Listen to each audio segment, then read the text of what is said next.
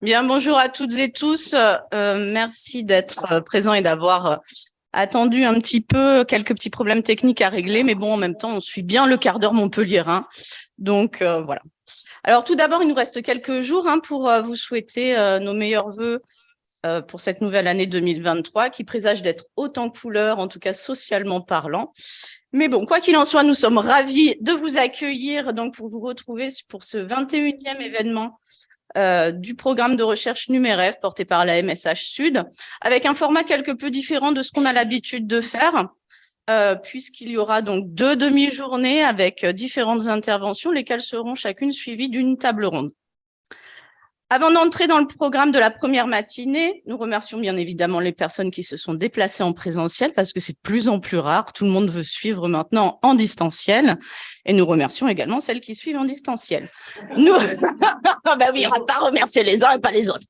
Donc, pour rappel, il y a un chat à disposition pour ceux qui nous suivent à distanciel ou éventuellement les timides qui n'oseraient pas poser leurs questions. Donc, n'hésitez pas à vous en servir. Je tiens à remercier également l'équipe de la MSH Sud TV qui assure la captation et la rediffusion de l'ensemble de investissement aux côtés du projet Numérev. N'étant que très cliente des discours introductifs interminables, car disons-le, ceux-là n'ont que peu d'intérêt compte tenu des conférences stimulantes qui vont suivre. Je serai bref pour laisser la parole aux conférenciers et au débat. Donc, cette première demi-journée d'études est co-organisée par le laboratoire CERIC et plus spécifiquement l'axe I2SP, acronyme d'information, sciences, savoir et pratique, axe co-dirigé par Hans Dillerts, qui est à mes côtés, qui est maître de conférence en sciences de l'information et de la communication. L'axe de travail de cet axe était cette année l'impact de l'IA sur les sciences et les savoirs, d'où l'intérêt de cette co-organisation. Hans, qui donc, pour l'occasion, a accepté d'animer avec moi cette session de conférence sur la thématique de l'intelligence artificielle. Ah non, c'est pas fini. Questionnant cette dernière sur ses capacités à créer, à ressentir des émotions que nous explorerons à travers les recherches de Jean-Claude Dain et de Bruno Bachimon. Conférence pensée comme un ping-pong réflexif sur les capacités de l'intelligence artificielle. Alors certes, de prime abord, pour les habitués des événements Numérev, cette problématique pourrait paraître un petit peu surprenante.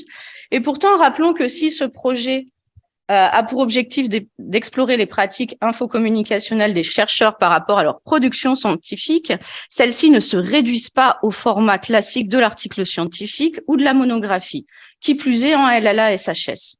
Il s'agit donc d'élargir aujourd'hui le spectre à d'autres formes de production, de comprendre l'impact du numérique tant du point de vue des modes de production, des modes de création, que des modes d'interaction permis par le numérique, et bien sûr des modes de réception de ces ensembles. Et je cède immédiatement la parole à Hans Dillerts pour la présentation des conférenciers. Donc, merci Lise. Je vais peut-être reprendre un petit peu aussi quelques éléments de présentation pour apporter des informations complémentaires. Donc, effectivement, cette journée est co-portée par le programme Numérev qui est piloté par ma collègue. Oui, je vais reprendre. C'est mieux? Non? Je m'en rapproche. C'est mieux comme ça? Voilà. Donc, cette journée est co-portée par le programme Numérev qui est piloté par ma collègue Lise Velat et 2 axes de recherche du LIRAS, laboratoire d'études et recherches appliquées en sciences et sciences sociales. C'est un laboratoire pluridisciplinaire porté par 3 établissements, l'Université de Toulouse 3, Paul Sabatier, et les universités de Toulouse 2, Jean Jaurès et Paul Vary, Montpellier 3. Cette matinée consacrée à l'intelligence artificielle est portée plus précisément par l'axe information, sciences, savoir, pratique, qui est co-animé par Nicole Boubé et moi. Cet axe vise à développer des recherches sur les problématiques propres aux sciences de l'information et a pour vocation d'étudier un ensemble large de processus et pratiques de production, de traitement, de diffusion, de recherche et d'usage de l'information. Comme l'a précisé ma collègue, chaque année, nous définissons une thématique de recherche spécifique autour de laquelle nous organisons nos manifestations et nos séminaires scientifiques. Et depuis la rentrée 2022, nous travaillons plus précisément sur le questionnement autour de l'intelligence artificielle. Et aujourd'hui, nous allons la questionner à travers le prisme de l'émotion et sa capacité ou non d'inventer. Maintenant, je vais présenter notre premier conférencier. Jean-Claude Eudin est scientifique, écrivain et compositeur. Il est titulaire d'une habilitation à diriger des recherches de l'Université Paris-Sud. Il est l'auteur de nombreux articles scientifiques au niveau international ainsi que plusieurs ouvrages dans le domaine de l'intelligence artificielle. Je pense que mes collègues de l'AC seront intéressés plus précisément par son ouvrage « L'art de chatbot, concevoir et développer une intelligence artificielle conversationnelle ». Et de mon côté, hier, en faisant une recherche sur sa biographie, j'ai découvert l'existence de l'ouvrage « Les robots dans Star Wars » et que j'ai vraiment hâte de lire en tant que fan inconditionnel de cet univers. Sa recherche actuelle se focalise sur l'intelligence émotionnelle et la musique électronique, qui constitue justement aujourd'hui le sujet et la thématique de cette intervention. Donc, nous te cédons la parole. Et merci encore d'avoir accepté d'intervenir aujourd'hui. Merci, c'est un plaisir. Vous m'entendez bien? Le bouton, il a... Le bouton. Non, mais j'ai mis mon doigt dessus et ça n'a pas d'excuses. OK. Autant pour moi, c'est ma faute. Donc, j'en étais, oui, les deux points qui reviennent assez fréquemment, c'est une machine ne peut pas être créative, seul l'homme le peut. Et encore plus fort, il y a le fait que ce qui nous différencie, ce sont les émotions. Une machine ne peut pas ressentir des émotions. Hein. D'ailleurs, dans un film célèbre, c'est ce qui différencie le méchant Terminator jusqu'à un certain moment. Enfin, vous vous rappelez le film. Hein. Bref. Donc, juste deux mots. Comme j'étais introduit, j'ai pas mal de recherches en IA. En fait, tel que vous me voyez, j'ai l'âge de la discipline. Et donc, elle n'est pas si vieille que ça, finalement, cette discipline. Et j'ai beaucoup écrit aussi, à la fois sur les aspects de réflexion autour de l'intelligence artificielle, et puis certains bouquins assez techniques, finalement, mais toujours dans un angle de vulgarisation pour permettre que tout le monde accède à ça. Je n'ai pas mis les robots dans Star Wars, là, j'aurais pu. Ah si, il est en bas. Et une deuxième rangée de bouquins, je me suis beaucoup intéressé aussi à l'imaginaire autour de ça. Hein, et donc, j'ai pas mal écrit et aussi essayé de rassembler des ouvrages. J'ai traduit en particulier le roman de Théophane Arbou, Métropolis, qui est à l'origine du film Métropolis, parce qu'il n'y avait pas de version française. Et donc, par exemple, je me suis amusé à faire ça, si on peut dire. Depuis, ça a été dit, depuis peu de temps, mon projet s'appelle Angelia, depuis 2018 à peu près, et je me focalise sur l'IA émotionnelle et la musique électronique. Donc, pour créer une intelligence artificielle qui m'aide à faire de la musique. D'ailleurs, il y aura un concert à Marseille dans quelques temps, si vous êtes dans le coin, ça serait cool. Et j'ai publié pas mal d'albums. En fait, c'est vrai que je ne fais pas de l'IA avec comme application la musique, je fais de la musique et j'utilise l'IA. C'est un petit peu différent. Donc, mes résultats, je les publie sous les formes d'albums. Hein, que vous pouvez trouver en particulier sur une plateforme qui s'appelle Bandcamp. C'est une plateforme assez connue pour la musique indépendante et c'est gratuit, hein, vous pouvez y aller, écouter, donc ça c'est cool. Donc pour ceux que ça intéresse, je pourrais leur redonner évidemment les infos. Donc cette histoire de faire avec de l'IA des choses qui ne sont pas sérieuses, hein, l'IA, jusqu'à présent, c'est plutôt connu pour faire de la finance, des choses voilà, de l'industrie, du marketing, voire de la défense. Donc, tout ça, c'est légitime. Et effectivement, depuis 2018, je m'intéresse à l'autre aspect, c'est utiliser l'intelligence artificielle pour faire de la création, en fait. Alors, je vais passer en revue un certain nombre de choses là. Dans un premier temps, sur les aspects graphiques, que vous avez certainement vu passer, mais on va les repasser assez rapidement. Et puis également au niveau musical. Mon idée, c'est de ne pas forcément répondre pour vous à la question, aux deux questions qu'on s'est posées. Hein.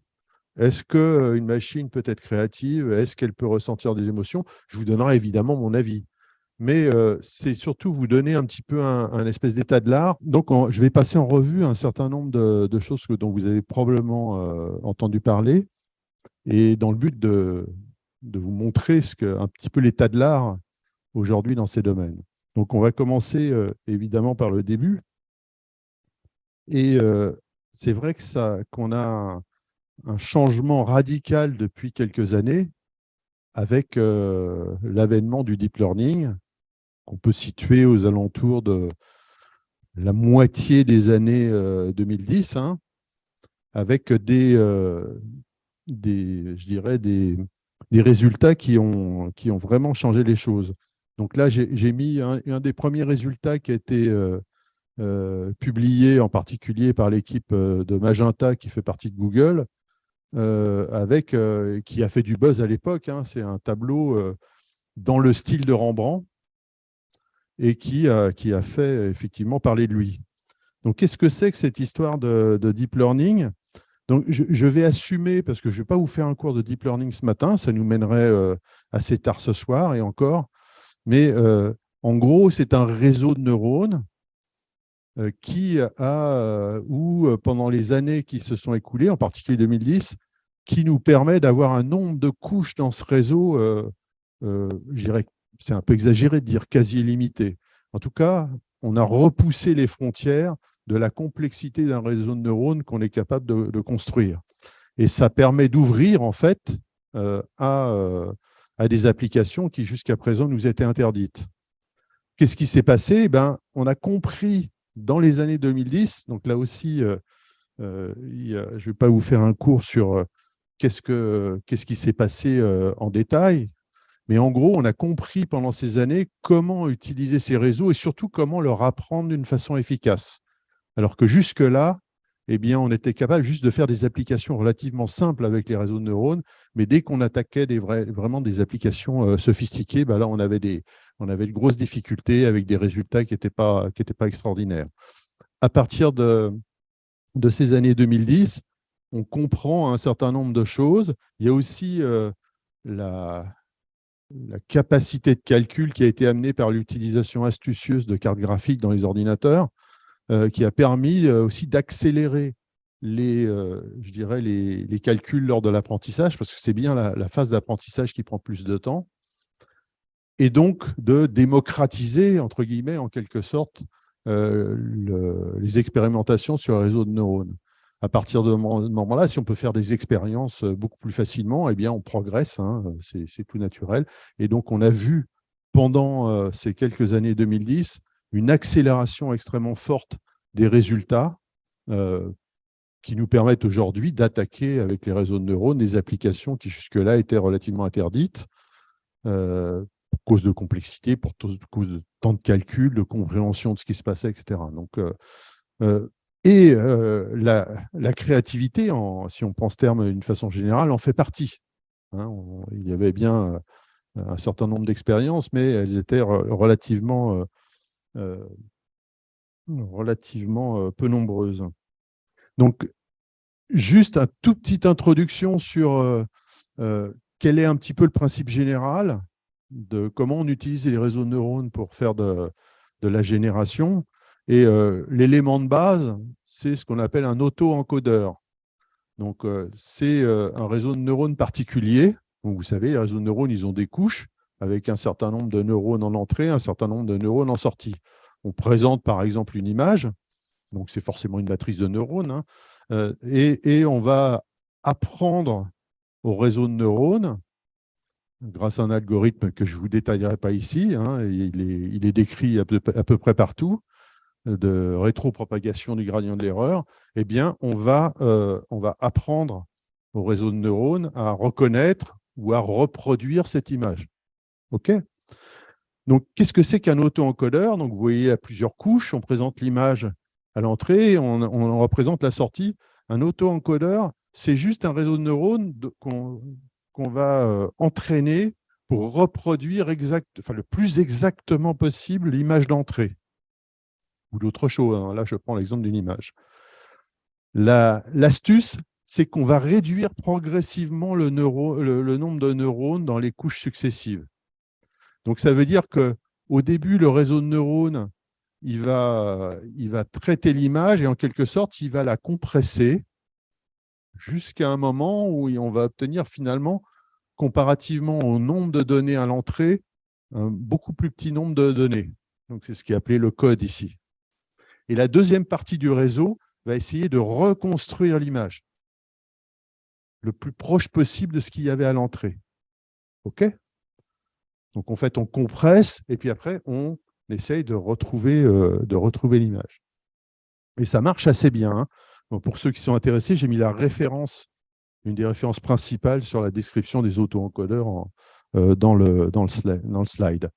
Maintenant, si on enlève la première partie, celle qui analyse l'image, et qu'on utilise le réseau uniquement à partir du code et qu'on donne des codes, eh bien naturellement, une fois qu'il a été entraîné, le réseau va produire des images à partir de ces codes. Et c'est ça le principe, hein. Les IA génératives utilisent ce principe. On l'a entraîné. Ensuite, on a des codes, donc des représentations beaucoup plus denses de l'information. Et en donnant des informations de ce type-là, par exemple sous forme textuelle, donc ça va imposer évidemment une autre architecture qu'on verra ensuite, eh bien, on va pouvoir générer des images et qui vont être générées à partir de l'entraînement qui a été fait. Donc, si c'est un tableau de Van Gogh sur lequel et les tableaux de Van Gogh sur lesquels on a entraîné, ben, on va pouvoir générer des instances de ce que l'on pense être du Van Gogh. Donc, voilà un petit peu l'exemple, hein. On entraîne le réseau et puis ensuite, on lui présente des images qui sont différentes et on obtient, en quelque sorte, des images dans le style de Van Gogh. Alors, c'est pas juste un auto-encodeur, hein. Là, on va voir que c'est une architecture un peu plus sophistiquée, mais c'est l'idée. Et à partir de là, on n'est pas juste obligé de reproduire des images qui sont ou de faire des crossovers de style. On peut aussi générer des trucs absolument surprenants, hein, comme ces deux images que je vous montre ici, c'est même ces trois images, donc je les passe rapidement, qui sont des... Donc la technologie, je ne vais pas la décrire, c'est ce qu'on appelle des GAN, des Generative Adversarial Networks. Hein, là aussi, si vous voulez savoir comment ça fonctionne de façon un peu plus précise, on n'a pas le temps là de détailler, j'ai mis en référence l'article fondateur, hein, des GAN qui ont, pendant un moment, été la technologie qui permettait de faire de l'IA générative avec des résultats intéressants. Bon, ils existent toujours, hein. Mais depuis l'été 2002, on a vu apparaître de nouvelles architectures.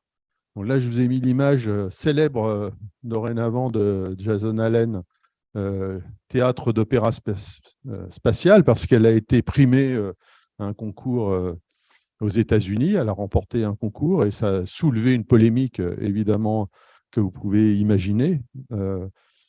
Certains étant très intéressés voilà, par ce qui est en train de se passer, d'autres, en particulier, ça soulève encore aujourd'hui, parmi les illustrateurs et les professionnels du graphisme, beaucoup de panique sur les résultats de ce type d'approche. Donc, quelle est la technologie derrière? Eh bien, c'est encore un petit peu trouble. Donc, les logiciels, vous en avez entendu parler, c'est Midjourney, Stable Diffusion, DALL-E, qui sont développés par diverses grandes entreprises. Mais je dirais qu'à la base, la technologie qui est derrière, c'est suite encore à un article fondateur qui s'appelle « Attention is all you need ». Donc ça, c'est vraiment l'article qui a démarré cette tendance-là et qui a été utilisé. Donc, vous avez probablement beaucoup entendu parler des GPT, Generative Pre-trained Transformers. Rien à voir avec Optimus Prime, hein. C'est une architecture de réseau de neurones assez sophistiquée, hein.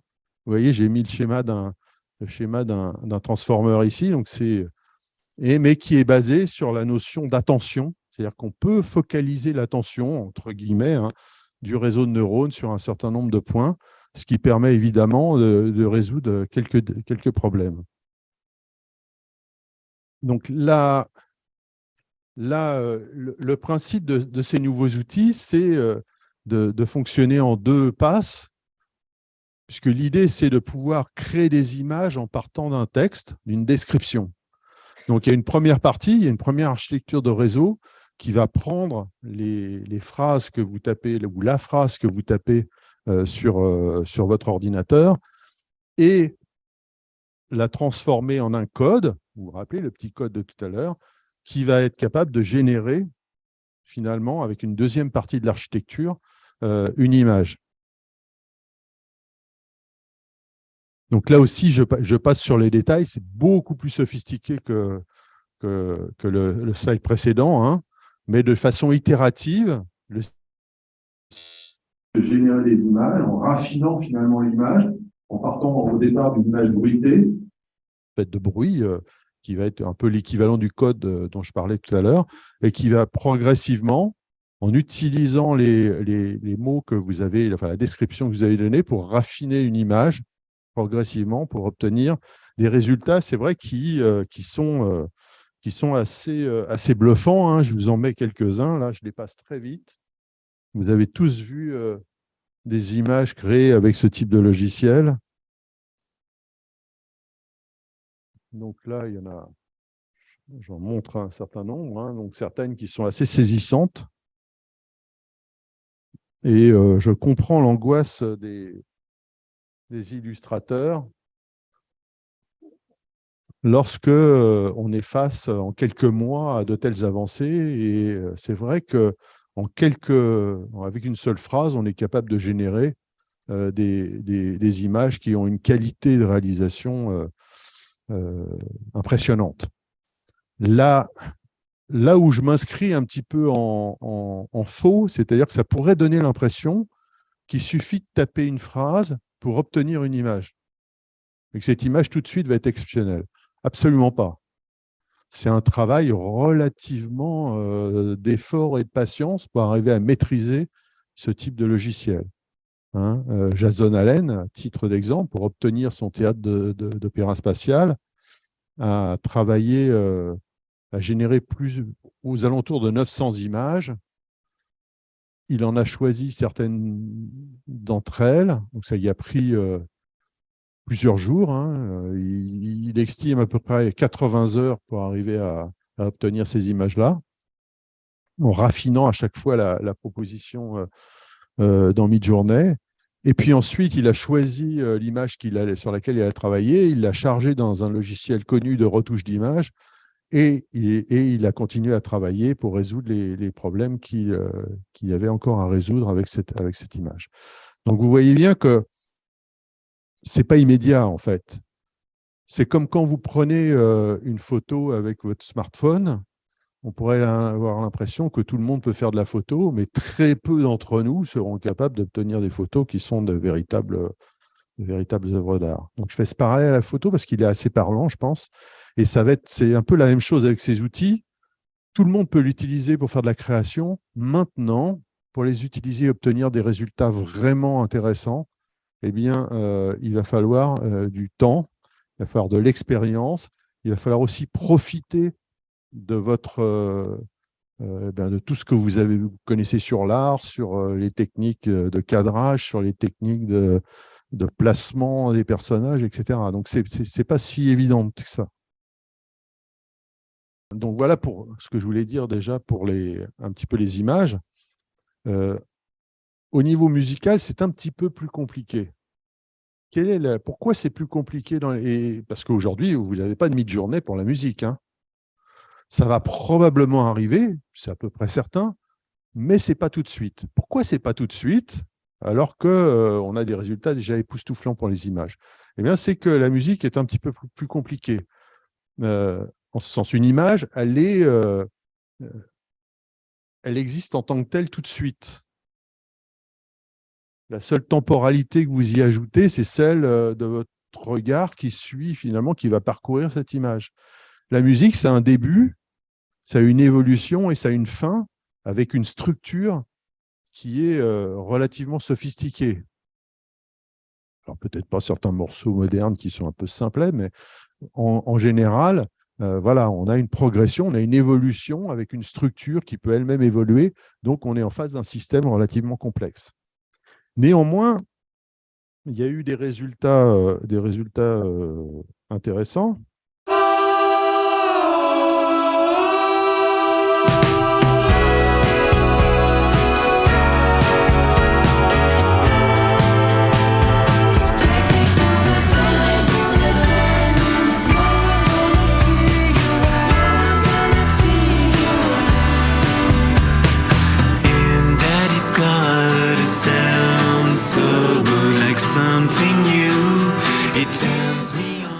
Ok, ça c'est un des premiers, ça a fait le buzz à l'époque, hein. De mémoire, c'est en 2016, je ne suis pas certain du... Non, c'est peut-être avant même. Bref, je ne me souviens plus de la date, mais vous pourrez la retrouver. C'est François Pachet et ses collègues du laboratoire de Sony qui, avec la collaboration d'un artiste qui s'appelle Benoît Carré, si je me souviens bien, ont créé un morceau dans le style des Beatles. Vous avez bien sûr connu les Beatles, c'est facile parce que j'avais mis les profils sur le... avec une technologie qui s'appelle Flow Machine, et donc le morceau a été entièrement composé en collaboration avec cet outil. Et puis, il a été arrangé et interprété par Benoît Carré. Donc, c'est clair, là, c'est la composition qui a été faite avec l'aide d'une IA. L'arrangement a été réalisé par un groupe d'humains, Benoît Carré en tête. Hein. Donc, ça n'a pas été généré de bout en bout par une intelligence artificielle. Mais déjà, on retrouve un peu cette idée de créer quelque chose dans le style de. Alors, ils n'étaient pas les premiers, hein, dans les années 80. Il y a un monsieur qui s'appelle Copps qui, aux États-Unis, a fait des choses relativement impressionnantes sur les styles, reproduire des morceaux de compositeurs classiques avec un réalisme qui est absolument époustouflant.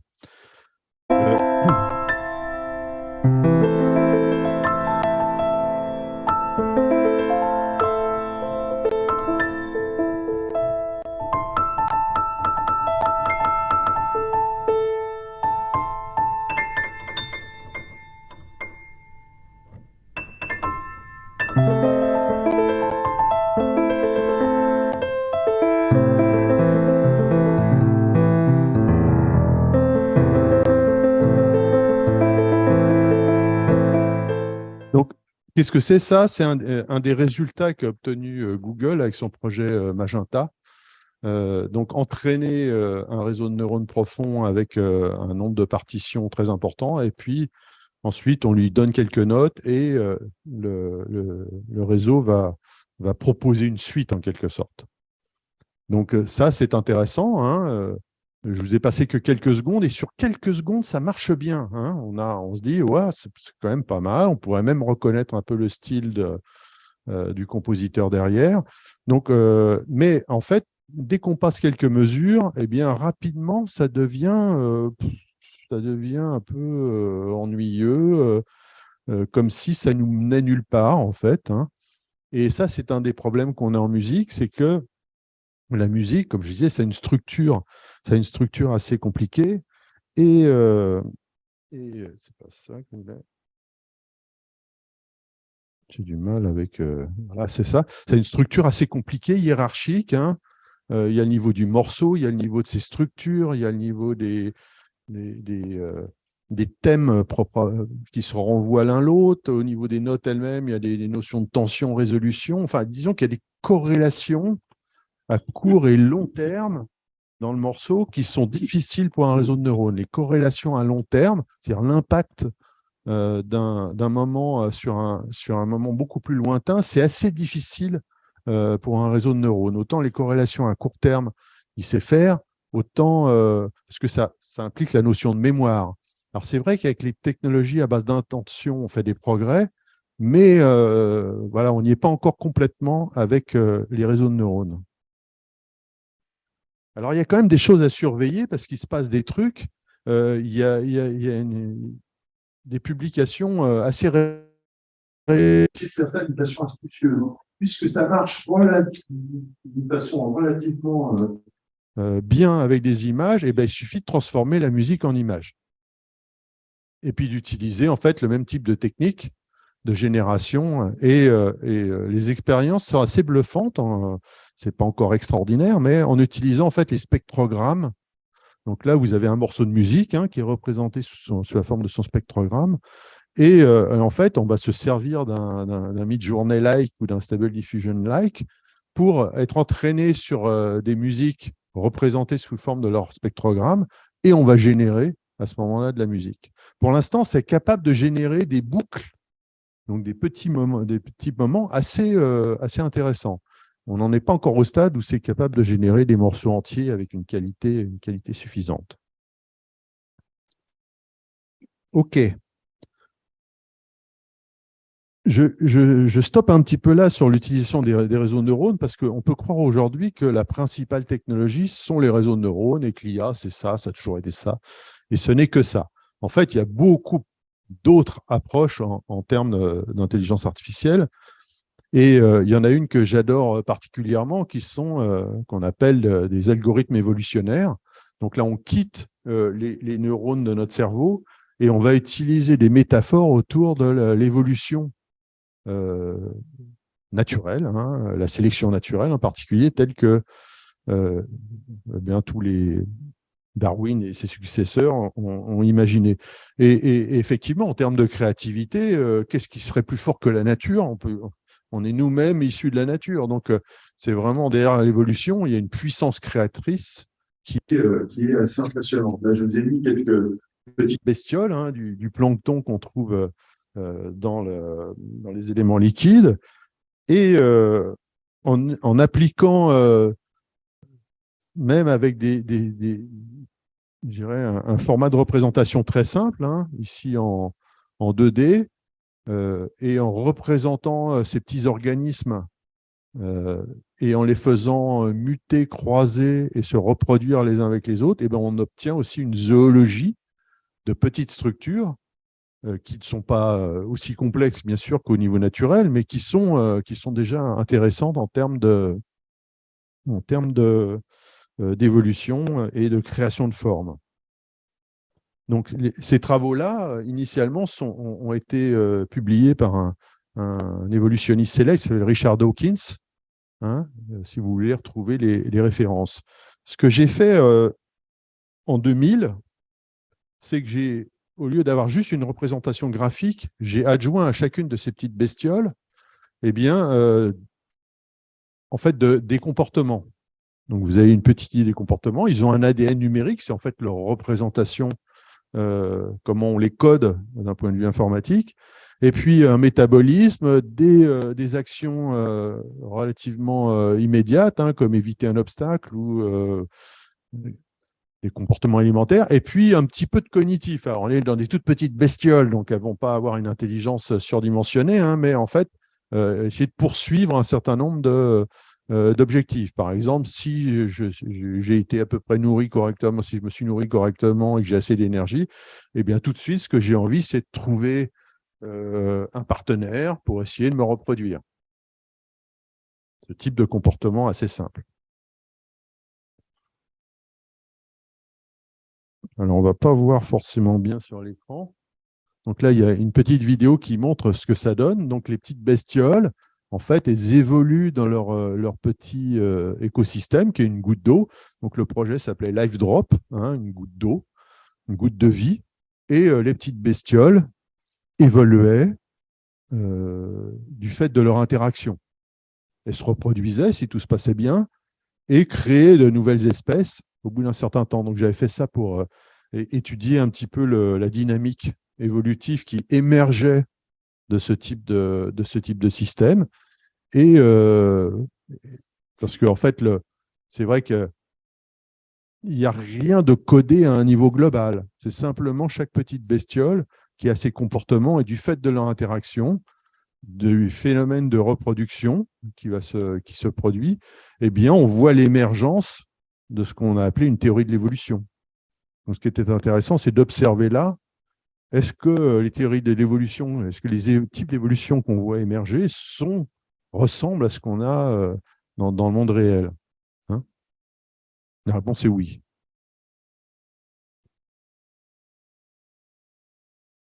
Là, c'est une version un petit peu plus évoluée de LiveDrop qu'on a fait quelques années plus tard, où on est passé à la 3 dimensions.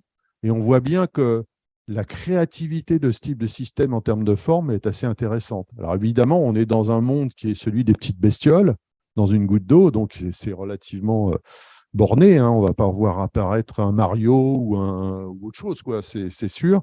Mais on a une créativité au niveau des, des petites bestioles qui est intéressante. Alors, c'est la même approche que j'utilise pour faire de la musique. En tout cas, dans Angelia, c'est une architecture hybride avec un certain nombre d'algorithmes, mais un des algorithmes centraux, c'est un algorithme génétique qui va partir de l'idée que finalement, une mélodie ou une progression d'accords, c'est un code génétique. Et son expression dans le monde, c'est en fait la musique qu'on va entendre, hein, quand on va le développer. Et donc, on le représente les notes de cette manière, hein. C4, c'est le quatrième do de. Bon, je passe sur les détails techniques, mais voilà, c'est le code génétique de ma mélodie. Et on va en créer une population. On va sélectionner certains des individus de cette population. On va utiliser le principe de recombinaison qu'on a dans l'évolution naturelle et de mutation pour augmenter la diversité, pour générer des choses nouvelles, hein, dans ce petit monde des mélodies, et on va obtenir une nouvelle génération. Et on peut montrer qu'en itérant comme ça, eh bien, on obtient une génération de plus en plus intéressante de mélodies. Alors, certaines qui ne sont pas terribles, d'autres qui sont très bonnes. La vraie difficulté dans ce type de système, ce n'est pas tant cette mécanique-là qu'on connaît bien aujourd'hui, qui a été démontrée, c'est de trouver les bonnes fonctions qui vont évaluer évidemment la qualité des individus, sachant que ça c'est excessivement subjectif, la qualité d'une mélodie, hein. On pourrait tous avoir notre avis et parfois divergent sur le fait qu'une mélodie est plus ou moins intéressante. Ceci dit, il y a l'importance du morceau, l'importance du contexte. Donc ça va apporter des informations pour la sélection des individus, pour permettre une reproduction. Alors, avec les algorithmes génétiques classiques, on part d'une population aléatoire, généralement. Là, dans Angelia, j'ai pris le parti de partir d'une population, de corpus de compositeurs déjà existants. Alors, c'est pas je sélectionne tout le corpus d'un compositeur. Là, avec les algos génétiques, j'ai préféré partir sur une analyse de certains corpus et rentrer dans le détail pour en particulier sélectionner des parties. Donc, c'est un gros travail sur les données, ça, et qui facilite en fait les recombinaisons, hein, pour que le système converge un petit peu plus vite. Et j'ai intégré, donc ça aussi c'est un gros travail sur les données, des corpus provenant de Chopin, de Liszt, etc., hein, et puis aussi de jazzmen, hein, Chick Corea, etc. Un petit jeune que je vous conseille d'écouter, un Tigran Amassian, c'est fantastique. Je ne sais pas si quelqu'un connaît, mais sautez sur et écoutez ce jeune homme. Pour moi, c'est un Debussy moderne. C'est vraiment impressionnant ce qu'il fait. Et là, je vais vous faire écouter, j'espère que la qualité sera suffisante, le tout premier morceau d'Angelia, qui remonte déjà à 2018, hein, qui est un morceau de piano, hein.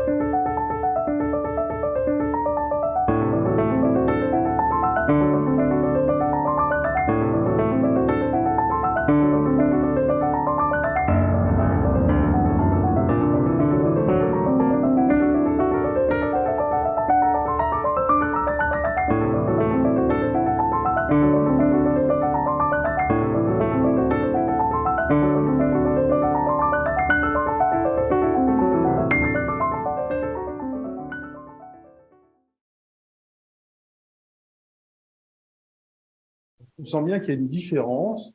Alors, je ne veux pas parler de qualité artistique là, mais il y a une différence entre les morceaux générés avec un réseau de neurones, en tout cas pour l'instant, et ce type d'approche, puisque là, on retrouve une structure, on retrouve des thèmes, on retrouve des corrélations qui sont évidemment, enfin, je sais pas ce que vous en pensez, mais qui me semblent un petit peu plus intéressantes à étudier. Voilà pour cet aspect. Je tenais vraiment à vous montrer que l'IA, c'est pas juste des réseaux de neurones, il y a bien d'autres approches derrière. Hein. Et on va passer à la question. Alors, je ne vais pas répondre à la question une machine peut-elle être créative? Je pense que, en tout cas, de mon point de vue, ça démontre que, en tout cas, on a des approches et des algorithmes qui peuvent créer du nouveau à partir de ce qu'il existe. Et passer à la question des émotions. Donc, les émotions, c'est un sujet en science très ancien, hein, puisque c'est un des points particuliers qui, d'après, quand on pose la question, qui nous différencie des machines. Et on sait reconnaître, nous, on a une capacité, notre cerveau a évolué pour être capable de les discerner et de les reconnaître d'une façon assez exceptionnelle. Donc, juste un petit exemple, hein, vous êtes capable, là, de reconnaître les émotions qui sont exprimées juste en regardant. Il n'y a pas besoin d'une représentation sophistiquée. Hein, les smileys, c'est on ne peut plus simple, c'est un rond jaune avec 2 yeux et une bouche, et rien qu'avec ça, on est capable, nous, d'interpréter les émotions et les reconnaître derrière. Alors, ce n'est pas nouveau, hein. Déjà, au Japon, avec le théâtre No, il y avait des masques qui étaient capables d'exprimer des émotions relativement complexes. Et le fait de baisser le masque avec l'ombre, enfin de baisser un peu la tête, changeait le type d'expression. Donc, c'est vraiment, de ce point de vue-là, sophistiqué. Maintenant, la question, c'est est-ce qu'on est capable avec une machine est-ce qu'une machine peut ressentir des émotions? Est-ce qu'elle est capable de les exprimer? Où est-ce qu'on en est? Alors, ce qui est certain, et là je l'affirme, une machine ne ressent pas d'émotions. On est à peu près tous d'accord. En tout cas, pas d'émotions telles que nous, on les ressent. Et une des raisons essentielles pour ça, c'est qu'une machine, en tout cas, n'a pas de connexion avec le monde réel. Hein? Un réseau de neurones est capable de travailler sur l'image et reconnaître un arbre, mais elle n'a aucune conscience, elle n'a aucune conscience, point d'ailleurs, hein, mais on pourrait aller un petit peu plus loin, elle n'a aucune conscience de ce qu'est un arbre. Nous, dès qu'on évoque cette image, eh bien, il y a tout notre vécu. Bon, il y a des millions d'années d'évolution déjà, ce qui a aidé. Et puis, il y a notre développement personnel avec l'expérience qu'on a eue de se promener en forêt, de toucher un arbre, de sentir l'humus dans les forêts. Et tout ça est évoqué quasi immédiatement en tant qu'être vivant, en tant qu'humain. Alors qu'une machine, elle n'a que des tableaux de chiffres. Certes, elle est capable de travailler sur ces données, mais il n'y a aucune. C'est en ce sens que je dis, il n'y a pas de relation au monde, outre les données d'entraînement qui ont servi au départ. Une autre manière de le montrer, c'est avec le triangle sémiotique classique, hein, c'est-à-dire qu'on a le symbole qui symbolise finalement ce qu'on a en tête de la représentation, oh là là, du mal, la représentation qu'on se fait de ce quoi le symbole fait référence, et puis on a la vraie chose dans le monde. Hein. Et en fait, une machine, elle n'a pas accès à ça. Donc, en fait, tout le triangle en bas à droite n'existe pas pour elle. La seule chose qu'elle a, c'est une représentation symbolique et des modèles, un ou des modèles de ces données dans son monde de chiffres, hein, dans son monde. Mais il n'y a aucune relation, en fait, Elle est incapable de faire la relation avec le monde réel. En tout cas, pour l'instant. Alors, ça ne veut pas dire qu'on ne peut rien faire avec les émotions. En 2015, on a produit avec quelques amis on va dire une performance artistique, enfin un objet, en se basant sur le tableau de la Joconde. Et donc, on a travaillé évidemment sur les données fournies par le musée du Louvre, en particulier une reproduction très haute définition numérique du tableau. Et voici ce que ça a donné.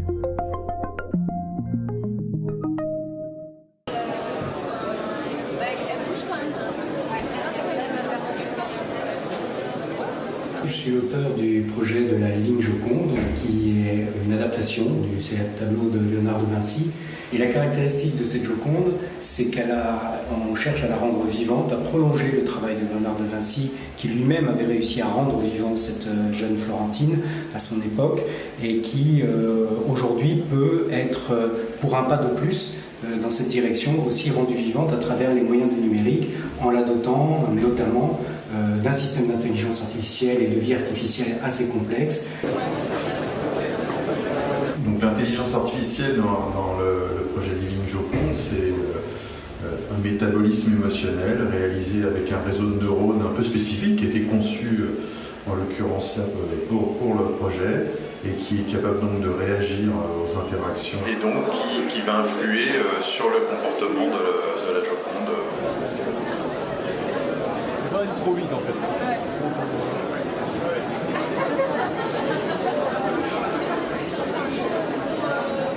Là sur le côté là. OK. Donc, l'idée dans cette installation, donc on approchait de loin, on pouvait voir un tableau aux dimensions quasi exactes de la Joconde, et avec l'impression que c'était probablement pas la Joconde, parce qu'elle ne sort pas du Louvre comme ça, mais une reproduction, etc. Et quand on s'approche d'elle, en fait, elle commence à vous suivre du regard, à adopter un comportement légèrement différent que celui du tableau. Alors, ce qui était très important pour nous, c'était de rester dans le tableau. Hein. Ce n'est pas faire une Joconde extravertie qui fasse à peu près n'importe quoi, y compris des grimaces. Donc, on voulait vraiment rester dans le tableau de Léonard de Vinci. Et je pense qu'on a pas mal réussi parce que, en fait, au bout d'un moment, quand on est face à ce tableau-là, on a oublié finalement quelle était la version d'origine. Il faut l'avoir à côté pour se rappeler, en gros, voilà, comment elle est sur le tableau d'origine. Hein, il faudrait vraiment avoir l'image côte à côte pour y arriver. Alors, comment ça fonctionne ? Eh bien, on a le spectateur, on a évidemment la représentation graphique, on a des capteurs qui vont capter ce qui se passe devant le tableau, et puis une IA qui va réagir. Donc, hein, c'est un petit peu ça. C'est une représentation, donc derrière la modélisation, enfin, derrière l'image numérique 2D, en fait, il y a toute une modélisation 3D qui reprend et qui va modifier l'image. C'est en fait ce qui a pris le plus de temps, avec les capteurs et puis ce fameux réseau de neurones qui évolue. Donc, l'idée, qu'est-ce qu'on va capter, hormis les déplacements des gens, c'est on va essayer de capter leurs émotions. On va analyser les visages et on va regarder comment ils réagissent finalement dans l'interaction qui est en train de se produire avec le tableau. Donc, le modèle qu'on utilise, enfin que j'ai utilisé pour ça, c'est un modèle de Lofheim, donc, où en fait, les stimuli qu'on va arriver à obtenir de la scène vont être transformés en neurotransmetteurs virtuels, qui sont les trois principaux neurotransmetteurs liés aux émotions. Donc ça, c'est une métaphore. Hein, il est clair que nos éloignés de la réalité, mais c'est en tout cas l'idée. Et l'évolution du niveau de ces trois, donc la noradrénaline, la dopamine, la sérotonine, vont créer à un moment donné un état émotionnel de la Joconde, de Mona Lisa, qui va évoluer au fur et à mesure de ce qui se passe. On mappe aux extrémités du cube les principales émotions, et donc l'état émotionnel de la Joconde va être un mélange subtil par exemple, entre l'intérêt et puis la surprise, ou l'intérêt et la joie, etc. sachant qu'en l'absence d'interaction, eh bien, on a le métabolisme revient à un point de défaut qui n'est pas un état neutre. Donc, il revient à ce qu'on imagine être la personnalité de Mona Lisa, hein, donc, qui est plutôt, qui n'est pas extravertie, hein, ce n'est pas une jeune personne extravertie. Donc là, on a fait beaucoup de recherches pour savoir qui était cette jeune femme, pour arriver à revenir à un état qui nous semble… Et on voit bien que là, dans ce genre de choses, il y a plusieurs niveaux d'évolution. Il y a un niveau court terme qui est celui de l'événement instantané. Il y a le niveau, on pourrait dire des humeurs, qui est celui qui se passe sur quelques dizaines de minutes, 20 minutes. Et puis, il y a la personnalité qui, lui, peut évoluer, mais sur des constantes de temps beaucoup plus longues. Donc, voilà des screenshots de versions de la Joconde de l'époque. Donc, même si on ne ressent pas, le message, c'est même si on ne ressent pas, une machine ne peut pas ressentir des émotions, on peut quand même les capter, essayer de les analyser, simuler un métabolisme émotionnel, mais c'est bien un simulacre, hein, la machine ne ressent rien, on est bien d'accord, et représenter les émotions. Je dirais que représenter les émotions, c'est presque le plus facile. Hein, on fait ça depuis des siècles. Hein, les hommes ont commencé à les représenter dans les fresques paléolithiques. Hein, donc, on sait et nous, on les reconnaît facilement. Donc, même si c'est beaucoup de travail aujourd'hui avec ce type d'approche. Pour terminer, un petit mot sur Angelia, sur la musique, effectivement. Donc, comme je vous l'ai dit, c'est un projet où, en fait, l'idée, c'est de reprendre un petit peu ce qui a été fait en termes d'idées avec la Joconde, mais de le transposer au niveau musical. Hein, et d'avoir finalement ce que j'appelle aujourd'hui un hyper-instrument, c'est un instrument de musique qui est doté d'un certain nombre de facultés, donc de l'IA, bien sûr, un certain nombre d'algorithmes d'IA, et aussi un métabolisme émotionnel qui va être capable de réagir à ce qui est en train de se passer. Et pas simplement une génération comme ça de notes statistiques. Donc j'utilise pour ça, au niveau musical, un synthétiseur modulaire, qui est une machine spécialement conçue pour cet objectif, hein, avec, donc on l'assemble avec des modules, etc. Donc qui est assez puissant, puisqu'il y a à peu près 32 voix simultanées et qui peuvent être générées. Donc c'est l'équivalent d'un orchestre avec 32 musiciens, hein, d'une certaine manière. Et puis, donc Angelia est connectée, donc elle tourne sur l'iPad, que vous voyez, d'ailleurs c'est le même qui est là pour faire la présentation, avec Angelia, le logiciel, et l'artiste, entre guillemets, l'idée c'est qu'il reste central, donc, et qui va pouvoir interagir à la fois avec l'IA et à la fois avec l'instrument. Hein, donc cette double interaction. Donc en quelque sorte, c'est un duo, hein, en termes d'interprétation. Alors, à quoi ressemble Angelia? En fait, ce n'est pas comme dans Midjourney, juste un prompt avec…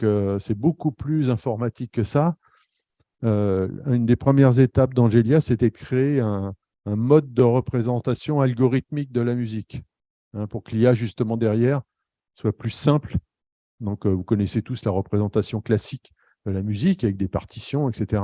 Donc, ça, c'est très bien pour nous. Mais pour une machine, ce n'est pas extrêmement simple d'utiliser ça.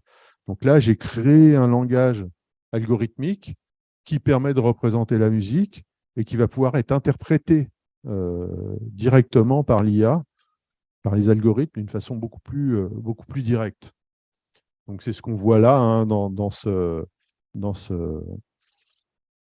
l'interface. Bon, après, il y a des fonctions un petit peu…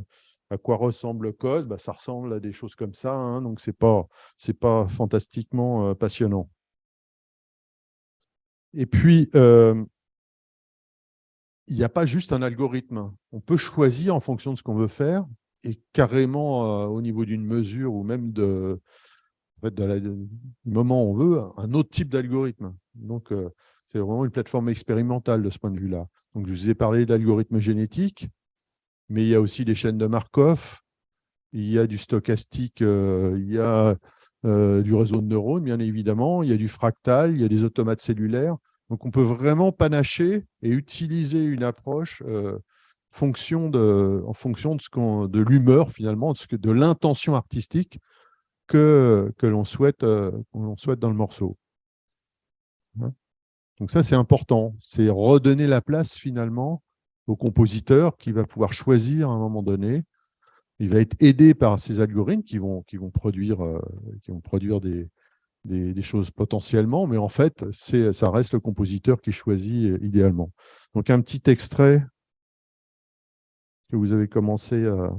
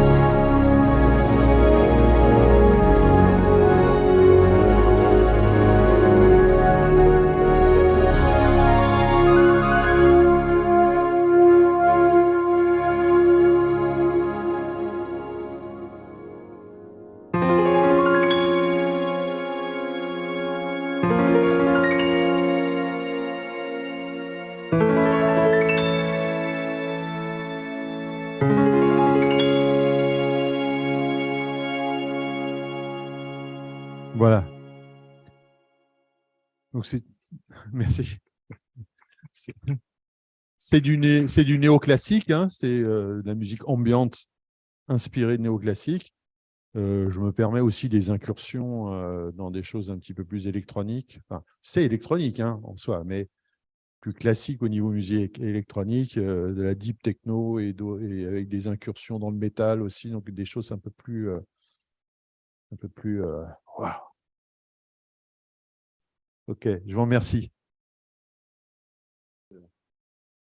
Alors, merci beaucoup, Jean-Claude, pour cette présentation riche et intéressante, notamment par rapport à la… Enfin, moi, je n'avais pas capté la diversité, en fait, de l'ensemble des algorithmes qui étaient possibles. C'est vrai qu'on parle souvent soit de deep learning, soit de machine learning avec que ces deux et souvent le réseau de neurones.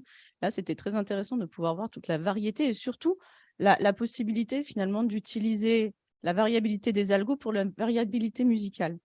Ça, c'était très intéressant. Et par contre, je ne sais pas vous, mais moi, à chaque fois, quand je vois ça, ça me fascine à la fois, mais ça me terrorise aussi. Je me dis à chaque fois, mais qu'est-ce que c'est magique, finalement, tous ces outils. Et en même temps, je me dis, mon Dieu, toutes les personnes qui vont se retrouver au chômage. Et typiquement, là alors oui et non, hein, c'est qu'à chaque fois qu'il y a un nouveau support, c'est toujours la crainte qui arrive, hein, on se rappelle Goody, etc. Et ce qui était très intéressant aussi dans ce que tu as dit, c'est que justement, pour s'approprier ces outils, non seulement il faut l'homme pour constituer un corpus qui soit intéressant et qui permette du coup à la machine d'aller plus vite dans son apprentissage, mais il faut aussi cette appropriation et finalement cette interaction, voire une complicité entre l'acteur ou le créateur et sa machine. Et ça, c'est aussi particulièrement prégnant. Et je pense que c'est souvent ce qu'on oublie. On pense que c'est la machine qui fait tout, alors que non, essentiel dans cette affaire-là. Et j'ai pas très bien suivi, je pose une question avant de céder la parole. J'ai pas très bien compris sur la fin. En fait, tu as utilisé la vidéo, les images, les reliefs, etc. pour générer le son, ou c'était juste… Non, c'est juste une illustration vidéo. Hein. J'ai déjà assez de travail avec la musique. J'aimerais bien, hein, c'est possible. Simplement, c'est un boulot en plus. Je pense qu'il y a des gens beaucoup mieux armés là-dessus que moi pour le faire. Donc, il y a des outils pour le faire, il y a des approches. Hein, mais là, c'est juste un montage vidéo que j'ai fait où j'ai essayé humblement, avec mes faibles capacités de montage, d'arriver à quelque chose qui soit intéressant avec la musique. Ça était très bien fait et que ça existe. Oui. On peut se servir en fait de la musique pour générer, modifier ça, c'est des technologies ou des approches qui existent déjà. Oui. Et ça n'a pas attendu les réseaux de neurones profonds pour exister. Hein. Ça existe depuis un certain temps. Il y a beaucoup de performances d'artistes avec des vidéos qui évoluent en fonction de ce qu'ils font. Donc là, rien. C'est pas que ce soit la vidéo qui évolue, mais se servir d'une vidéo, par exemple de relief. C'est ce que je fais en concert en fait. Je garde les vidéos mais sans la musique et moi je joue sur les vidéos avec Angelia. Donc, qui est en fait un rebouclage un peu différent. Merci beaucoup. Et moi, ce que j'ai trouvé…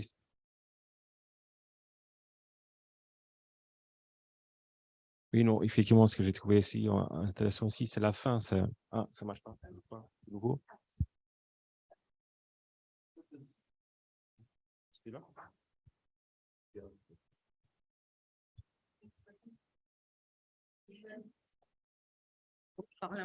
Alors, oui. Non. Effectivement, c'est toute la réflexion ici autour de la captation de l'émotion, que la machine n'est pas, enfin, elle-même n'éprouve pas l'émotion, que c'est bien l'humain qui peut lui transmettre cette émotion, que la machine peut la capter. Après, effectivement, la question que je me pose toujours est à quel point, parce que cette notion d'intelligence artificielle continue à me questionner. C'est-à-dire est-ce que c'est vraiment de l'intelligence artificielle ou est-ce qu'on est toujours dans le processus de plus en plus bien ficelé, bien programmé, de processus automatique entre l'interaction entre la machine et l'homme? Est-ce que à quel point est-ce que la notion même, voilà, vraiment, ça me questionne, à quel point cette notion d'intelligence artificielle, au fond, elle est justifiée, elle est pertinente?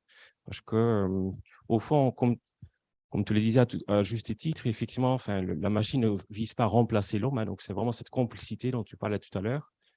Et donc, en fait, est-ce que cette notion d'intelligence artificielle en lien avec l'émotion, notamment, est-ce qu'elle n'est pas usurpée, au fond? C'est une question.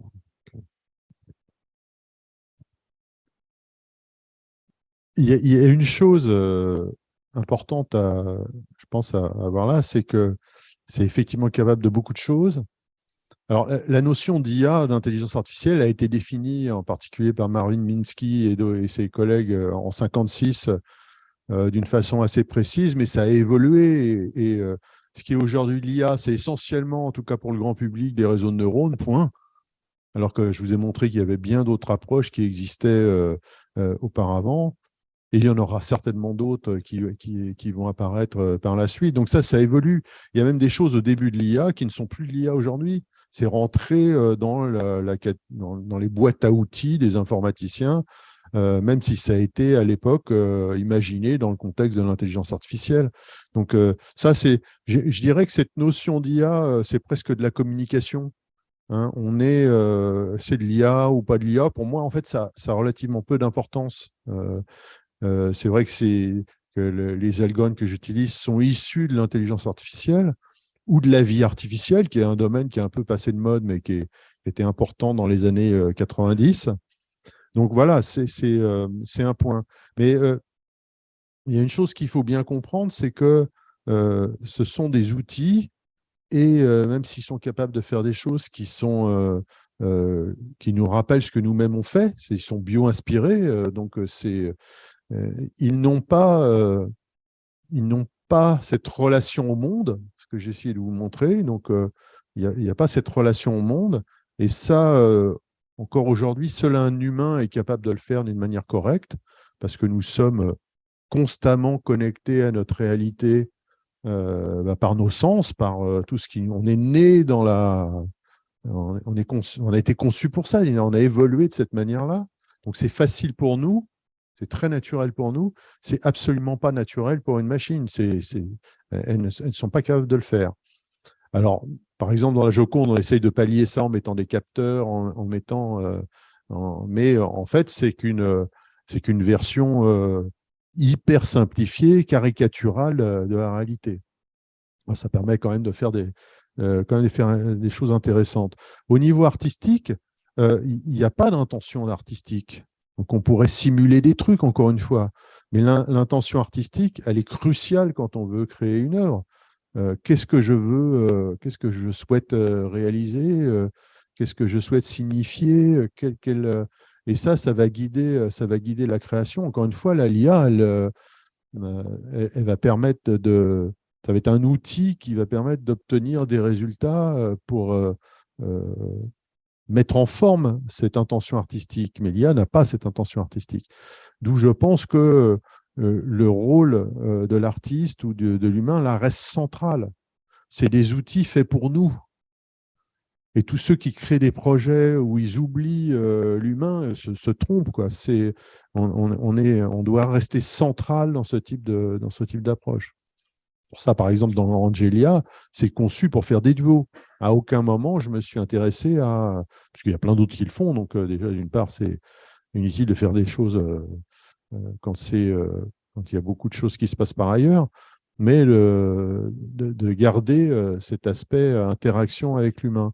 Alors, ce que fait Angelia aussi, juste pour compléter, et puis ensuite, c'est en fait, comme dans la Joconde, on capte le son.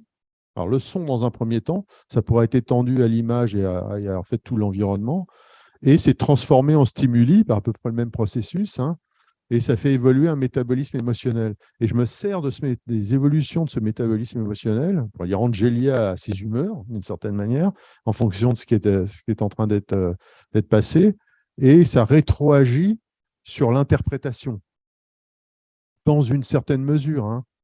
Comme ce qui se passe dans une salle de concert, le pianiste va forcément être en interaction avec sa salle et va jamais jouer d'une certaine manière, même si ça peut jouer sur des choses très subtiles, va jouer sur l'interprétation du morceau.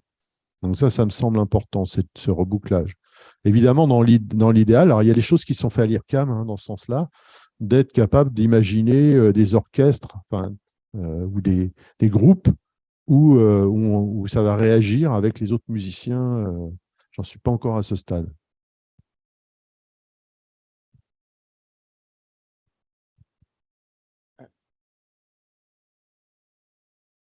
Merci Jean-Claude. Tu as abordé la question de l'image, de la musique générée par IA ou co-générée, co-construite par être humain et IA. Tu n'as pas abordé la question du texte. Or, on a tous ChatGPT en tête actuellement, hein, qu'on soit étudiant, enseignant, chercheur. Il y a un interdit en littérature, dans les logiques de la littérature, c'est la délégation d'exécution.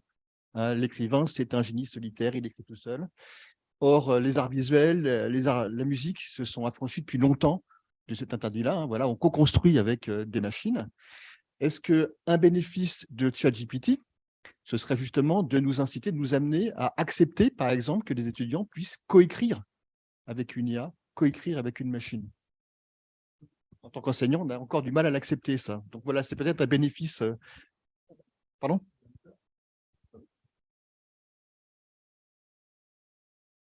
Ok, non, je suis entièrement d'accord. Un certain nombre ont reçu une claque avec ChatGPT.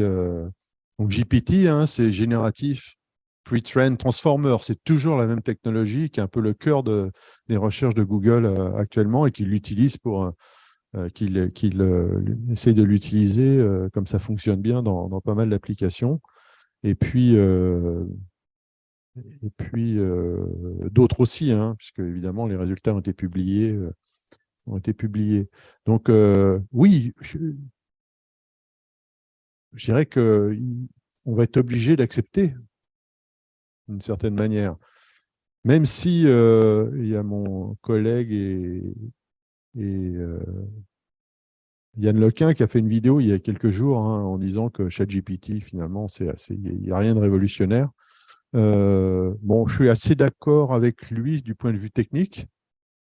C'est-à-dire, il y a des choses qui existaient déjà auparavant. Simplement, l'ampleur et la diffusion et l'accueil social de ce phénomène change la donne aujourd'hui sur ce type de... Et on va être obligé de... Ben voilà, il y a un avant et un après. Et il va falloir accepter que... on va être obligé d'accepter que les étudiants utilisent maintenant ce type de technologie pour produire du texte, voire un petit peu plus tard de la littérature. Mais c'est un petit peu comme j'ai essayé de le montrer dans les images et la musique. Hein, faut pas croire que ça va standardiser. Toutes les images de Midjourney que je vous ai présentées, elles sont excessivement différentes, même si on retrouve un peu le style de Midjourney derrière. Mais à chaque fois, c'est un artiste, on va dire un artiste, c'est un artiste différent. Et donc, on obtient des résultats complètement différents. Et c'est la même chose avec ChatGPT. Hein, non seulement ça va progresser, mais en fonction de qui l'utilise et de l'objectif qu'il est bien, on va obtenir des résultats différents. Je me rappelle chez mes étudiants, pour essayer de trouver s'ils avaient vraiment rédigé leur truc eux-mêmes, il suffisait de faire des statistiques sur les paragraphes où il y a des fautes d'orthographe et les paragraphes où il y avait beaucoup moins de fautes, voire pas de fautes du tout. Alors, on savait à ce moment-là qu'il suffisait de rechercher sur Wikipédia pour vérifier qu'ils utilisaient en fait déjà des outils. Quand j'utilise Antidote pour corriger mes textes, je ne me pose pas la question si... j'utilise déjà des outils pour m'aider.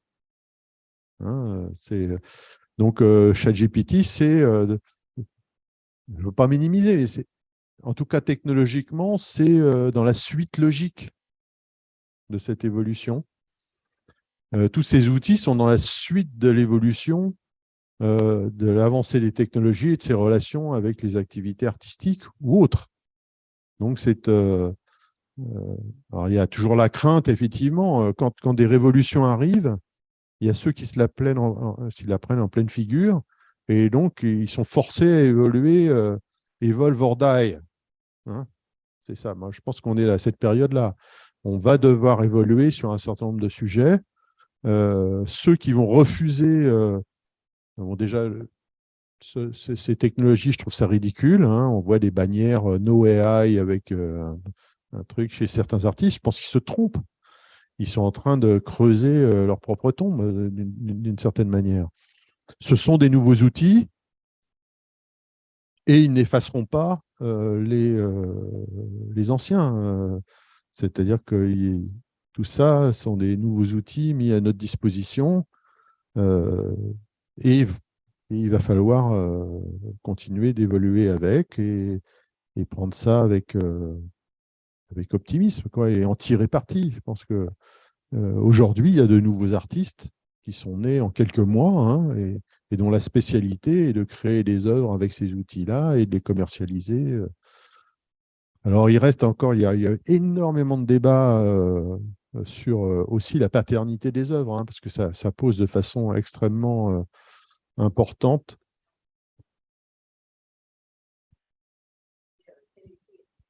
Droits d'auteur dans ce qui est généré. Quels sont les droits d'auteur finalement dans ce qui est généré? Alors, c'est une question qui est complètement débattue à l'heure actuelle, avec des positions qui ne sont pas complètement arrêtées. Il y a des choses qui se passent là, et c'est important qu'il y a des procès qui ont été intentés par un certain nombre d'entreprises, à Stable Diffusion, Midjourney et autres, pour piratage, en fait, l'utilisation abusive des images, etc. Il y a beaucoup de débats aux États-Unis sur le fair use, hein, sur le fait que c'est l'aspect transforme. Enfin, je ne sais pas si vous êtes spécialiste si vous avez entendu parler de ces problèmes juridiques, mais le fair use, c'est la possibilité d'utiliser dans un but éducatif, avec une transformation importante, une œuvre existante, même si elle est copyrightée, quoi. Donc, il y a beaucoup de choses qui sont en train de se passer et la situation est un peu encore pas arrêtée. En Europe, il y a un certain nombre de textes qui disent qu'on peut utiliser les datas pour faire de l'apprentissage. En fait, je caricature, hein. On peut faire du data mining, peut extraire de la connaissance. Donc, en Europe, je dirais qu'on est un peu dans cette situation aujourd'hui où ce n'est pas qualifié de piratage encore, alors qu'aux États-Unis, ça peut l'être par un certain nombre de… Donc, la situation, là, évolue très vite, hein, et je pense que les premiers procès qui vont avoir lieu vont avoir un peu jurisprudence. Par exemple, il y a la Commission des droits d'auteur, je ne sais plus comment ça s'appelle aux États-Unis, qui a d'ores et déjà décidé qu'on ne pourrait pas déposer de droits pour des œuvres générées avec Midjourney. Mais déjà, il y a des choses qui se passent, il y a des artistes qui attaquent ça devant les tribunaux pour dire non, non, si, en haranguant un petit peu ce que je vous ai dit, c'est-à-dire que non, c'est une œuvre comme une autre, même elle a été utilisée par un outil et personne d'autre pourra la faire. Donc tout ça, c'est vraiment, on est dans le moment où, et je pense que c'est le bon moment pour le faire, de se poser des questions sur les droits d'auteur, etc., quoi, et de légiférer un peu sur cet aspect.